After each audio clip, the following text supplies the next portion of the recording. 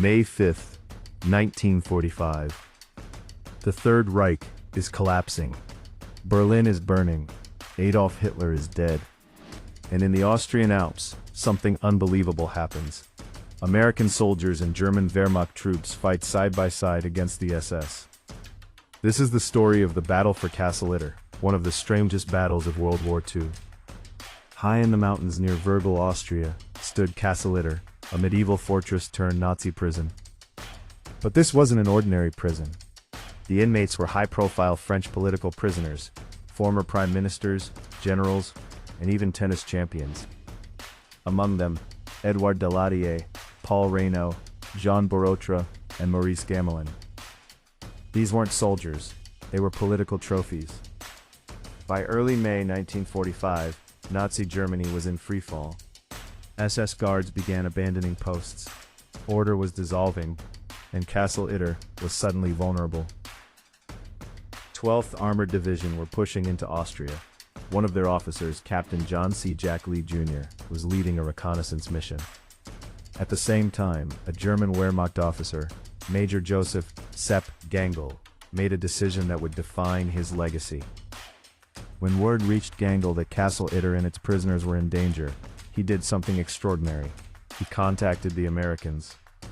Captain Lee and Major Gangl met face to face. Enemies just days before, now allies.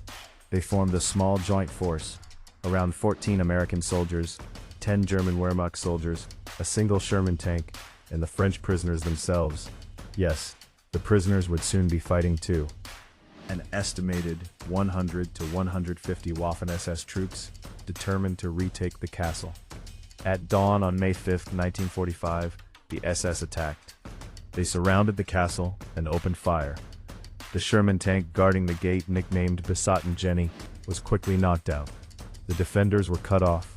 Inside the castle walls, bullets ricocheted through stone corridors that had stood for centuries. And then something even stranger happened. Jean Barotra, the former tennis champion, volunteered to jump the castle wall, sprint through enemy lines, and seek reinforcements. He made it.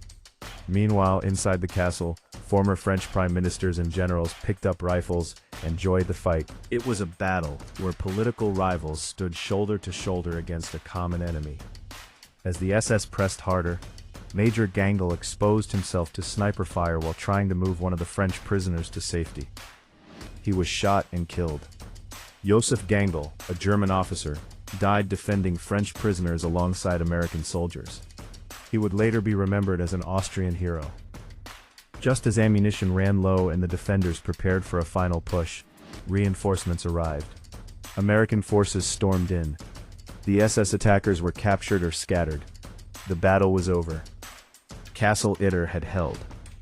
The Battle for Castle Itter was the only recorded battle in World War II where American and German forces fought side by side, a symbol of how, even in the final days of total war, humanity and pragmatism could override ideology.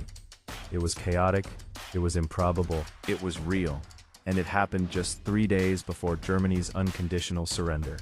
In the ruins of Nazi Germany, enemies became allies. A tennis champion became a courier.